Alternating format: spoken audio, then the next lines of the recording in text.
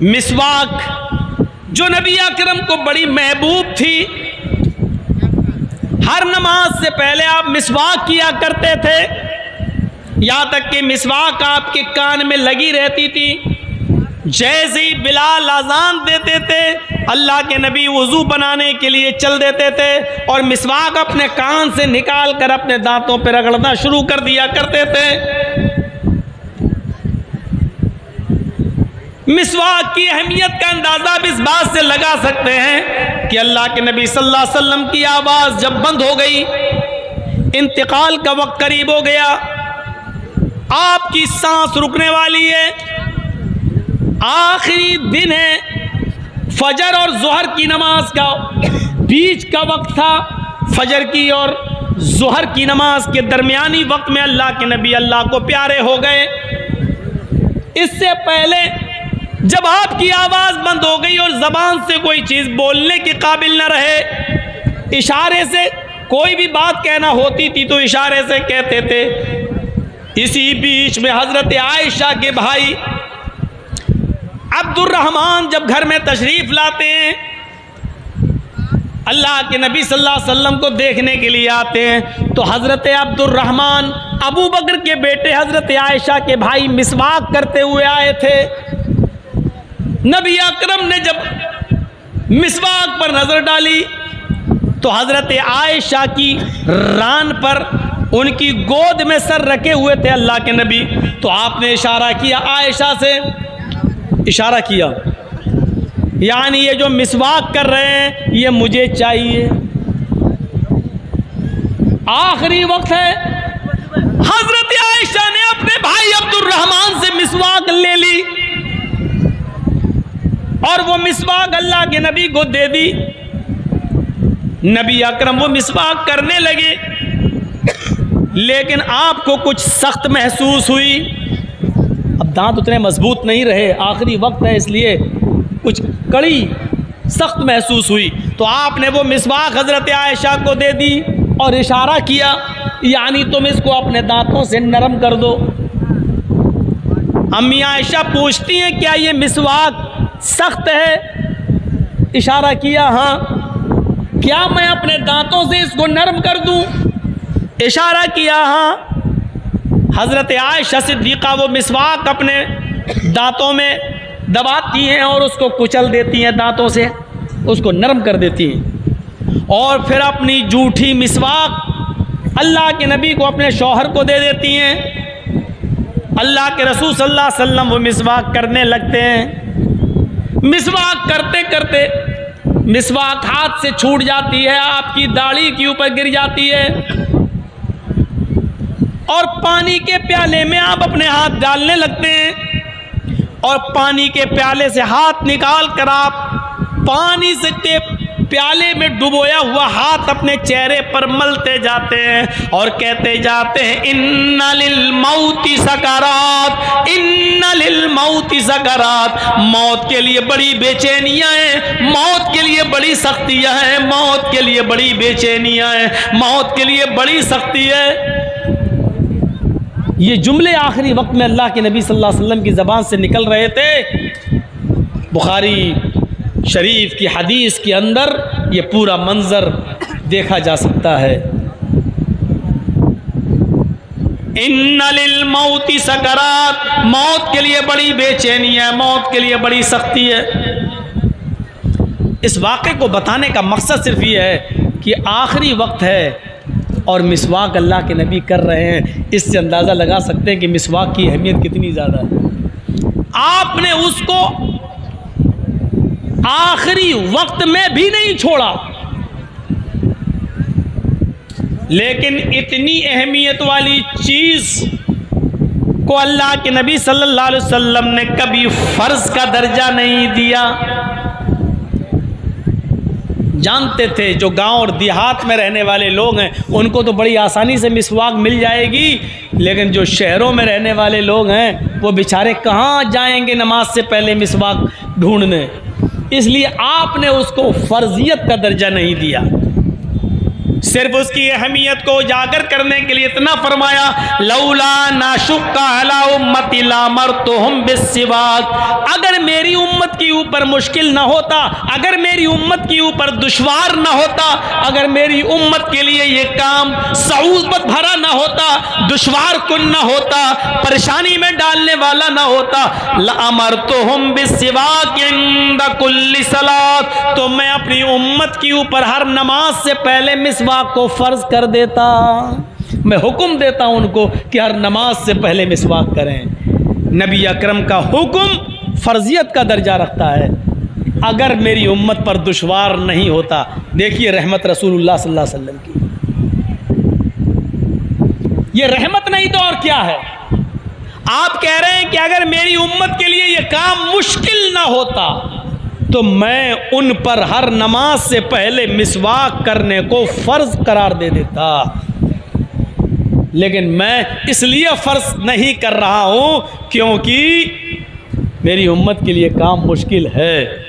लेकिन आपने उसकी अहमियत बरकरार रखी, आखिरी वक्त तक मिसवाक करके बता दिया कि देखो मेरी नज़र में मिसवाक कितनी अहम है कि इंतकाल से पहले भी हज़रत अब्दुर्रहमान इब्ने अबी बकर के हाथ में मिसवाक देखी तो ले ली, और कड़ी थी, सख्त थी, तो हज़रत आयशा से कहा कि इसको अपने मुंह में रखो और अपने दांतों से रखकर इसको नरम कर दो।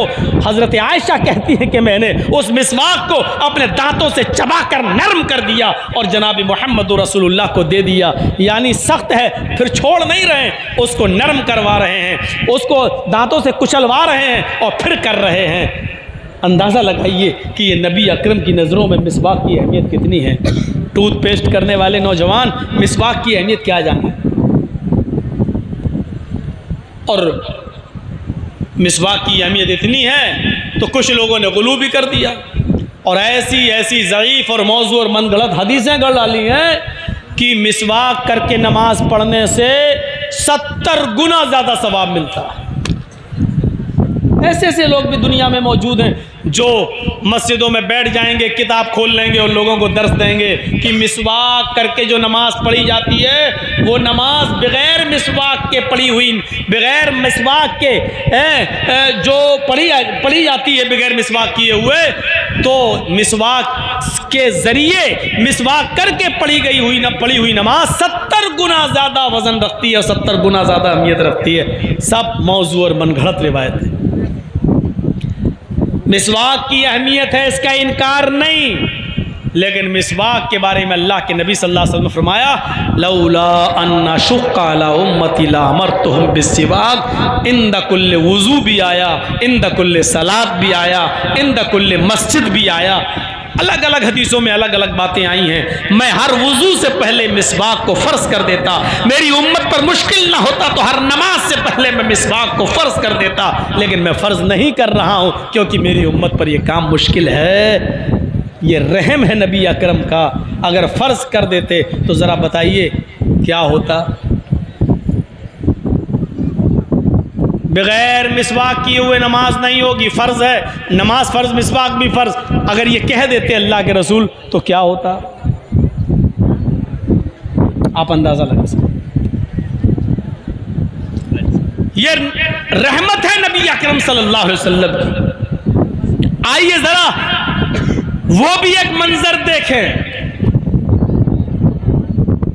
और ख़ास तौर पर वो नौजवान अभी से अपना जहन बना लें जो पूरी पूरी रात कैरम बोर्ड खेलते हैं। वो नौजवान भी ज़रा तवज्जो दें जो पूरी पूरी रात लाइटें जलाकर पूरे मैदान में और क्रिकेट मैच खेलते हैं, या इंटरनेशनल लेवल पर होने वाले मैच को पूरी पूरी रात जागकर टेलीविज़न पर या मोबाइल पर मैच देखकर पूरी रात ख़राब करते हैं। वो लोग भी ज़रा नज़र डालें। यजीउल कातिलु यजीउल मक़तूलु, मक़तूल इस हाल में लाया जाएगा जिसको कत्ल किया गया होगा। एक कातिल ने किसी आदमी को मारा, मक़तूल को मारा, उस मकतूल को क़यामत के दिन, वो मकतूल कातिल का सर पकड़ कर लाएगा, उसको खींचता हुआ लाएगा। जो मारा गया दुनिया में, वो उस कातिल को जिसने उसको मारा था दुनिया में, उसका सर पकड़ कर लाएगा और उसको खींचते हुए लाकर अल्लाह के सामने खड़ा कर देगा और कहेगा, अल्लाह ये मेरा कातिल है, इससे पूछ कि इसने मुझे क्यों कत्ल किया था। लिमा कतलनी फसल लिमा कतलनी, अय अल्लाह हाज़ल कातिल फसल लिमा कतलनी, अय अल्लाह ये मेरा कातिल है, इसने दुनिया में मुझे मारा था, मैं इसको खींच कर तेरे पास ले आया। अय अल्लाह इससे पूछ के इसने दुनिया में मुझे क्यों मारा था। अल्लाह इससे पूछ के इसने दुनिया में मुझे क्यों कत्ल किया था। मुझे तो कोई वजह मालूम नहीं पड़ रही है, इसने मुझे मारा तो क्यों मारा यह आज तक हमें पता नहीं चल सका। इसने मुझे मारा ही नहीं था, बल्कि मेरी बीवी को बेवा किया था, मेरे बच्चों को इसने मुझे मार कर यतीम कर दिया था। अय अल्लाह इससे पूछ के इसने मुझे दुनिया में क्यों मारा था, इसने क्यों कत्ल किया था। मकतूल कातिल को खींच के लाएगा। बहुत आसान है किसी को मार देना, बहुत आसान है किसी की गर्दन उड़ा देना, बहुत आसान है किसी को बंदूक की गोली मार देना। अल्लाह के नबी सल्लल्लाहु अलैहि वसल्लम फरमाते हैं, कसम है उस रब के इज्जत व जलाल की, अगर एक मुसलमान के कत्ल में सारी ज़मीन वाले और सारे आसमान वाले शामिल हो जाएं, इश्तरकू फी दमे मुस्लिमिन, एक मुसलमान के कत्ल करने में आसमान के सारे फरिश्ते मिल जाएं और दुनिया के सारी इंसानियत मिल जाए, आदम की सारी औलाद यानी पूरी दुनिया मिलकर एक मोमिन को कत्ल कर दे, एक मुसलमान को कत्ल कर दे, तो क़यामत के दिन उस एक मुसलमान को कत्ल करने वाले सारे फरिश्तों को और पूरी दुनिया के इंसानों को अल्लाह रब्बुल आलमीन लाकबुल्लाहुन्नार, अल्लाह रब्बुल आलमीन औंधे मुँह जहन्नम के अंदर डाल देगा। अल्लाह रब्बुल आलमीन ये नहीं देखेगा कि इसको कत्ल करने वाले फरिश्ते और दुनिया में सारी दुनिया के लोग हैं। अल्लाह पूरी दुनिया इंसानियत को और आसमान के सारे फरिश्तों को भी जहन्नम के अंदर डाल देगा अगर वो एक मुसलमान के कत्ल में शरीक है। तो एक मुसलमान की इज्जत और एहतराम यह है अल्लाह की नज़र में कि अगर एक मुसलमान को कत्ल करने के लिए आसमान के सारे फरिश्ते भी मिल जाएं और पूरी दुनिया के इंसान मिल जाएं और सबने मिलकर एक मुसलमान को मारा, तो अल्लाह कह रहा है कि मैं सारे फरिश्तों को भी जहन्नम में डाल दूंगा और सारी इंसानियत को भी जहन्नम में फेंक दूंगा, ढकेल दूंगा। ये नहीं देखूंगा एक मुसलमान ही तो मरा है। एक मुसलमान का एहतराम अल्लाह की नज़र में ये है, एक मुसलमान की कद्र और उसकी मंजिलत अल्लाह की नजर में यह है। हम अभी हैं कहां। कितना आसान है मां की गाली दे देना, कितना आसान है किसी मुसलमान को बहन की गाली दे देना, कितना आसान है किसी मुसलमान को उसकी बेटी की गाली दे देना, कितना आसान है उसके ऊपर झूठ और तोहमत लगाना और इल्जामात के क्या अंबार लगा देना, बहुत आसान है। लेकिन एक मुसलमान की इज्जत व आबरू कितनी है इसका एहसास हमें नहीं होता है। अल्लाह के रसूल ने रहमत सिखलाई, रहमत फरमाया, जब तुम बिस्तर पर सोने के लिए जाओ, जब तुम बिस्तर पर सोने के लिए जाओ, जब तुम अपने बिस्तर पर सोने के लिए जाओ,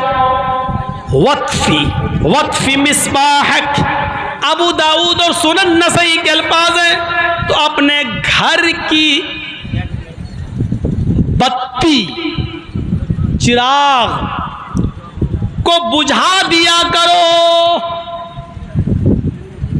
जो लोग लाइट जला के सोते हैं, सुन लो अल्लाह के रसूल ने इधर भी हदीस रहनुमाई फरमा दी है, वत्फी मिस्बाहक, जब तुम बिस्तर पे सोने जाओ तो तुम चिराग बुझा दिया करो।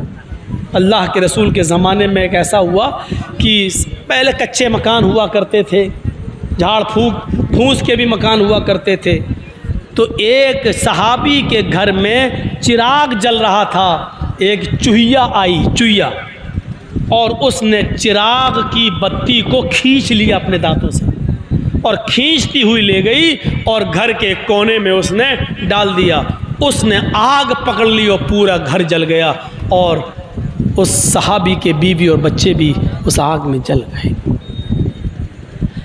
अल्लाह के नबी को जब इसकी इत्तला मिली तो आपने हुक्म नाफिज फरमाया कि जब तुम बिस्तर पे सोने जाया करो, वत्फी मिसबाहक, तो अपनी मिसबाह को, अपने चिराग को बुझा दिया करो। उस ज़माने में चिराग थे, इसलिए चिराग, आज के ज़माने में तरक्की करके लाइट आ गई, बल्ब, तो बल्ब को भी वही हुक्म नाफिज होगा, यानी लाइट बुझा कर सोना चाहिए।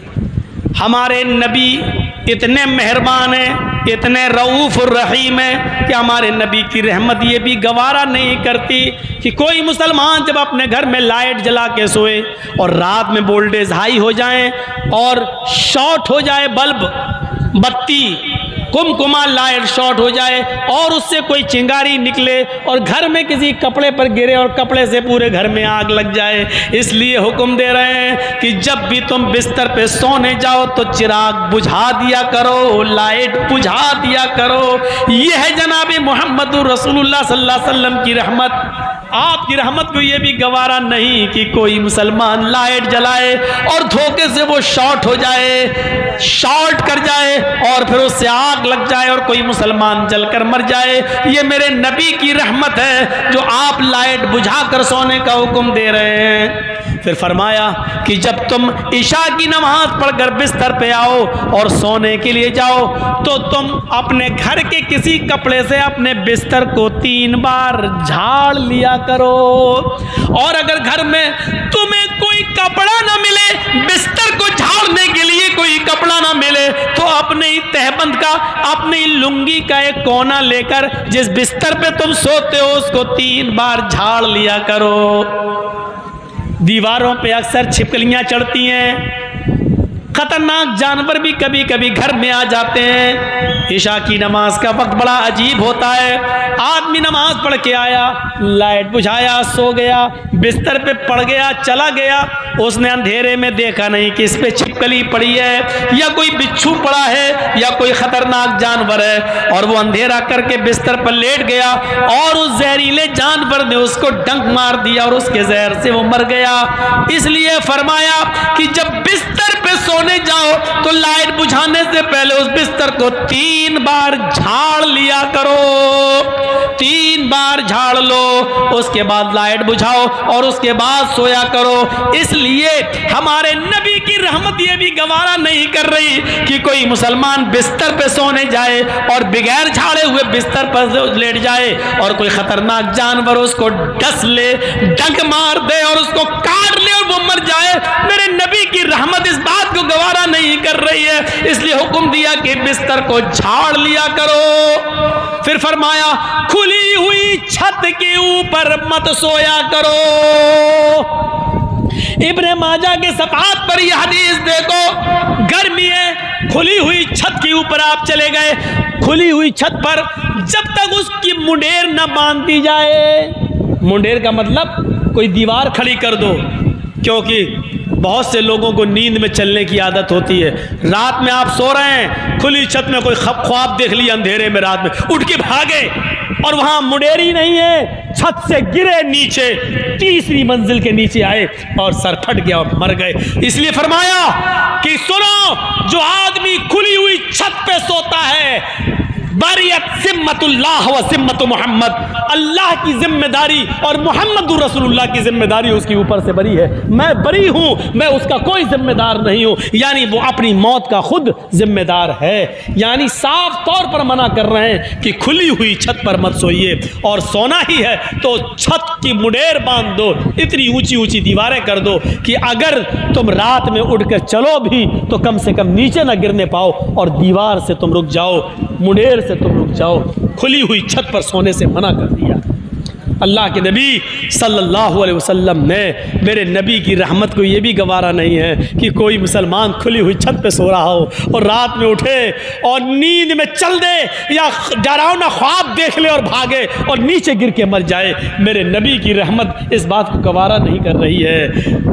लक़द जाअकुम रसूलुम मिन अनफुसिकुम अज़ीज़ुन अलैहि मा अनित्तुम हरीसुन अलैकुम बिल मुमिनीन रऊफ़ुर रहीम। मोमिनों के लिए वो ख़ास मेहरबान हैं। मेरे भाइयों, ये पौने दो घंटे की तकरीर थी मेरी, जो मैंने आपके सामने रखा। नबी अकरम की रहमत मुसलमानों के साथ। उम्मीद करता हूँ कि इंशाअल्लाह नबी अकरम की इस रहमत भरी ज़िंदगी से हमको सीखेंगे और हम अपने नबी के बताए हुए तरीके पर चलने की कोशिश करेंगे। हम अल्लाह से दुआ करते हैं कि बारे इलाह, जब तक तू हमें जिंदा रख, इस्लाम पे जिंदा रखना, और जब हमारा खात्मा हो तो ईमान पर हमारा खात्मा फरमाना। बार इलाह, जो बीमार है उनको शिफाए कामला और आजला अता फरमा। जो हॉस्पिटल्स में एडमिट है उनकी दवाओं में सेहत और तंदुरुस्ती कूट कूट के भर दे। ऐ अल्लाह, जो इंतकाल फरमा कर तेरी रहमत को प्यारे हो चुके हैं उनकी कब्र को नूर से भर दे। ऐ अल्लाह, हम तुझसे फिर ये दुआ करते हैं कि हमें जब तक ज़िंदगी दे इस्लाम पर दे, और ख़ात्मा हो तो ईमान पर हमारा ख़ात्मा फरमाना। वमा अलैना इल्लल बलागुल मुबीन व आखिरु दावाना अनिल हम्दुलिल्लाहि रब्बिल आलमीन। अस्सलामु अलैकुम व रहमतुल्लाहि व बरकातुहू।